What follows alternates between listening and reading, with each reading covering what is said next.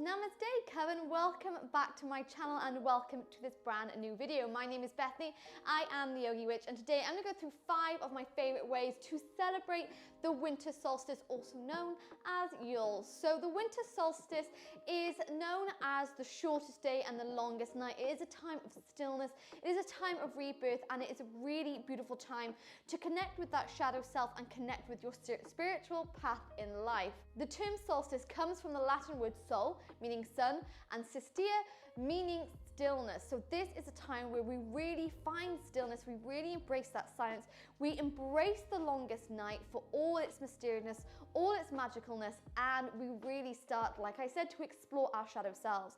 So in this short little video, I'm going to go through 5 of my favorite ways to celebrate this wonderful day of the year. So grab yourself a cup of tea, get yourselves ready, and when you come back, we will discuss my 5 favorite ways to celebrate the winter solstice.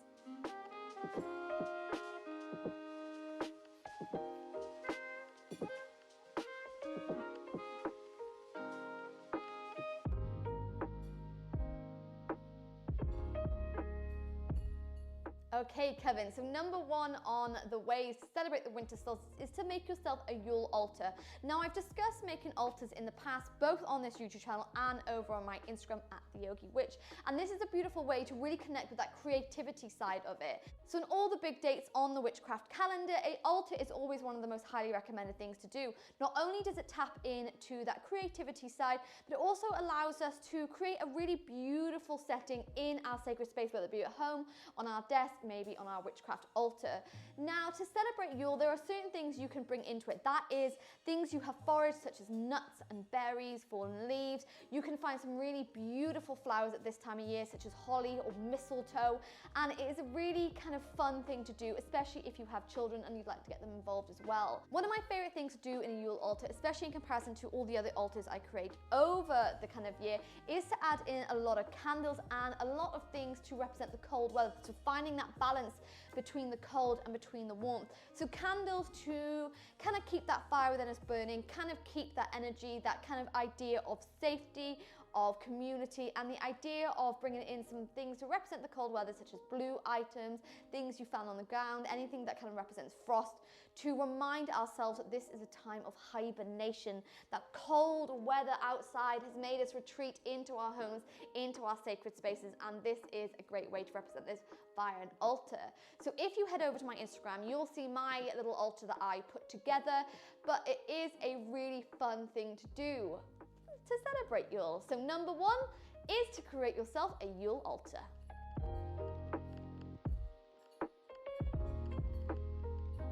Number 2 is a pretty traditional one, and that is to burn a Yule log. So originally, the Yule log started off as being an entire trunk of a Yule tree, and it was the idea that feeding that fire would happen continuously throughout the 12 days of Christmas, and it would get us through kind of the darkest periods. It was a time when everyone would retreated in, like I said, and the family came together. In many parts of Europe, and it does vary, the superstition around the Yule log does vary from religion, cultures, etc. It was the idea that you burn a Yule log to ward away any kind of bad spirits and demons from the home. That fire would keep them away, keep the kind of safety. And if you've ever seen the TV show The Chilling Tales of Sabrina, there is an episode in there where they discuss the Yule log and what happens if it goes out. Now, like I said, these superstitions do vary around, but you don't actually have to have an actual Yule log to keep the fire burning. So I don't actually have a real fireplace in the home, but I do burn candles throughout December. So every evening when I come home, and obviously when I'm watching it, I do burn a candle just to keep that kind of warmth in the home. So even if it's just a little tea light candle, I do keep that burning throughout the entirety of December, right up until a New Year's Day. So you can make this work to the tools that you do have in your own home. Remember, it doesn't have to be as extreme as having an entire trunk of a Yule log in your fire. It can be something as small as a candle, but this is a very traditional way to celebrate Yule time, and it is a really beautiful way to kind of connect with your ancestors, kind of connect with the old practice of Wicca, of paganism.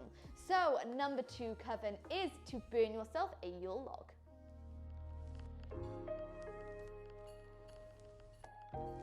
Okay, coven number 3 out of these 5 ways to celebrate the winter solstice is to nourish and feast. Now, I've mentioned this quite a few times, especially since the darker months began, as it is one of my favorite ways to kind of bring in that heartiness, that warmth, and really connect with family.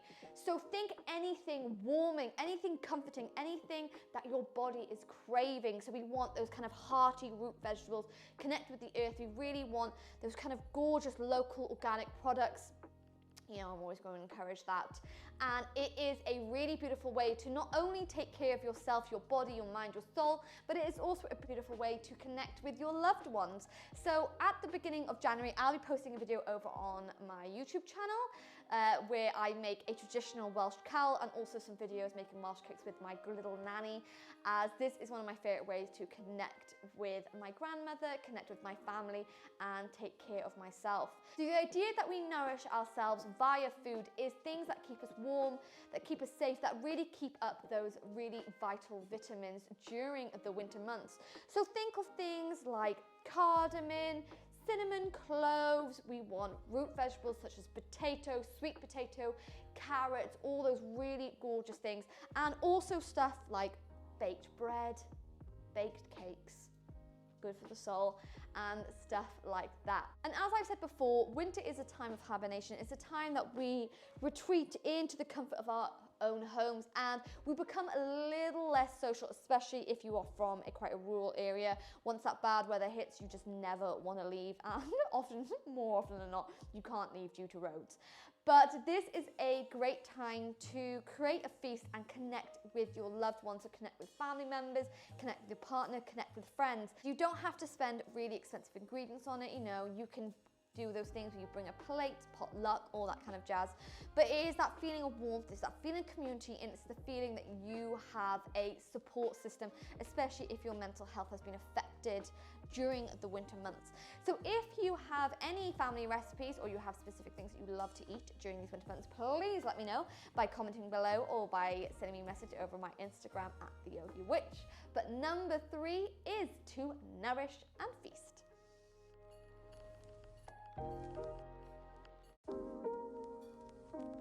Okay, number 4 is to really connect with our spiritual practice, and this is to set intentions. The winter solstice is only a week or so before we move into a new year and we, bring in a brand new chapter of our lives. So this is a perfect time to really sit down and really think about what it is you would like to attract. One of my favorite things to do, which I often do when I have a few days off for Christmas, is to create a vision board. So to get a little cork board, print off specific words, pictures, inspiration on Instagram, etc., goals for the year, pop it over my desk, and this is what I wake up to every single day when I come to my desk. This is what I see, and it is a great way to remind yourself of where you're going, what it is you want to achieve, your dreams, your hopes, all that kind of beautiful things.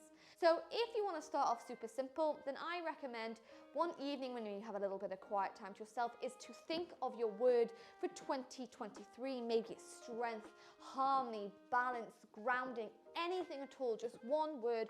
Write it out and pop it in a space that you will see every single day, whether it be that bathroom mirror, your desk, your bedside table, anywhere at all. Remember, this is the longest night of the year. We have a lot of time in that darkness. We have a lot of time to shine a light within and start to see the illuminated path ahead of us. So this is a beautiful time to work with tarot cards, oracle cards, pendulums, runes, anything that you might use for divination. It is a time to not shy away from the darkness, but if anything, to embrace it. I find that the longest night of the year is such a beautiful evening. I find it so magical, and as someone who is actually afraid of the dark, I do find some comfort in it.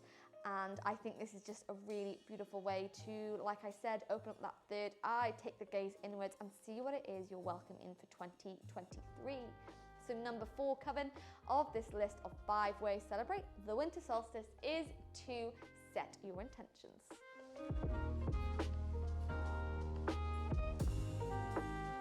Guesses where number 5 is going to be? Yeah, it's going to be magic through movement. So disclaimer, this year on my YouTube channel, I am unable to post a winter solstice flow just because of the issues going on with my knee. I'm actually not allowed to do yoga for a little bit of a while. FML. So this is a great time to maybe go back on some of my old flows. I do have a winter solstice from 2021 over on my channel. I also have some really gorgeous flows that I've just posted recently. But finding magic through movement can be anything. Anything such as getting up and going for a walk really early, maybe going for an evening walk, maybe finding some yoga, restorative yoga, maybe going for a cold water swim with some loved ones, always with loved ones, never go on your own. This is just a time to find movement. Sometimes during the winter months, those chakras can get pretty unbalanced within us, pretty unaligned. So this is a time to spend a little bit of concentration on them. Maybe, like I said, working with yoga flows, maybe going for a walk, a little cold water swim, anything at all. But I really do find that the movement that I crave in the winter is so different to the movement that I crave in the summer. So I highly recommend some yin yoga flows or some restorative yoga flows, especially if they match with, you know, some journaling, some tarot card working, some oracle card working. In the link below, I will include the playlist on my channel of the reset and restore yoga flows. There's plenty on there to work with, and I'll also include the link to my Yoga for Witches channel, where you can find all kind of flows to honor the winter solstice. Number 5, the final one, is to find magic through movement. Thank you so much, Kevin, for tuning in today to this short little video. Just go through my 5 favorite ways to celebrate the winter solstice. Remember, celebrating big dates like this doesn't have to be crazy, doesn't have to be expensive. Sometimes it is just the littlest things that kind of awaken that witch within and allow us to connect with the beautiful day that is the winter solstice.